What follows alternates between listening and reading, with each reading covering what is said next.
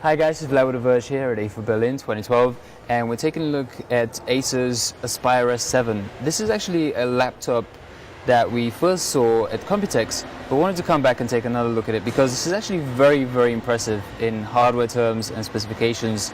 Firstly, because of this amazing thinness that it has. The first time that I took a look at it, I thought it was just a tablet with a detachable keyboard, but it is in fact a Windows 8 laptop. It runs an Intel Core i5 or Core i7 low voltage processor. This particular one in front of us is a 1.9 gigahertz Core i7, and it has a touchpad, it has a keyboard as most laptops, so you can unlock your home screen like so.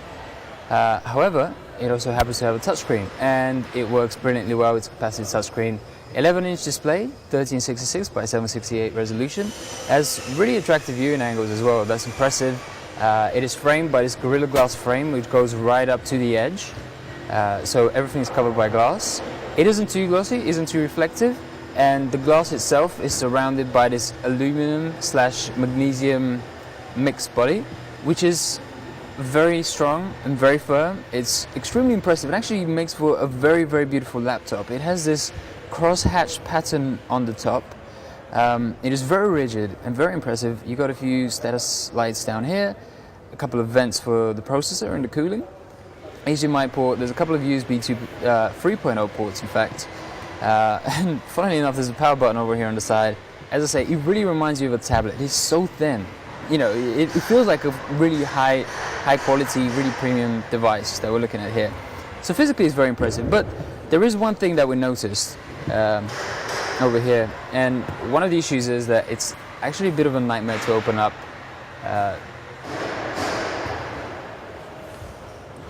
Okay, so just going to unlock it here.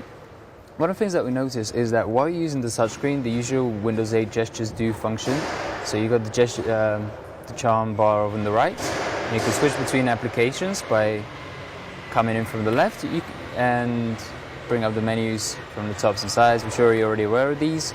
Pressing the Windows key switches you between the Metro interface and the standard-ish Windows 7 old-school desktop interface. So that's all well and good. However, these gestures, the ones that are attached to the touchpad down here at the bottom, do not seem to work on this particular model. It's running Windows 8 release preview, so it obviously isn't final software.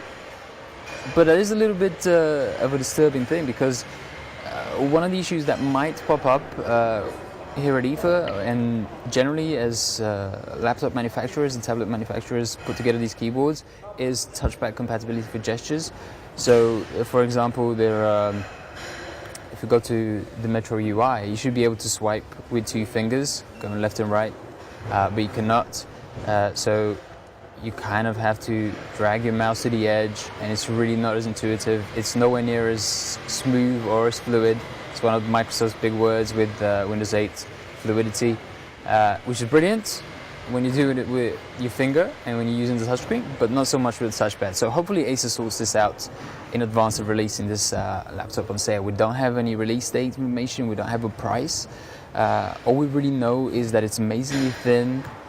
It works really quickly, it has a really attractive display and a really attractive design, and we'd like to see more of it. Actually, just a final note to say that the battery life is rated for 6 hours. We've taken a look over here. It's given us 2 hours remaining on 28% charge. A few minutes ago, it gave us 1 hour remaining on 35% charge. So it fluctuates, but that kind of gives us a good idea. It's not going to have the longest battery life in the world because it is so slim and skinny, but still, a very impressive laptop from Acer. This is the Acer Aspire S7 at Acer 2012 in Berlin.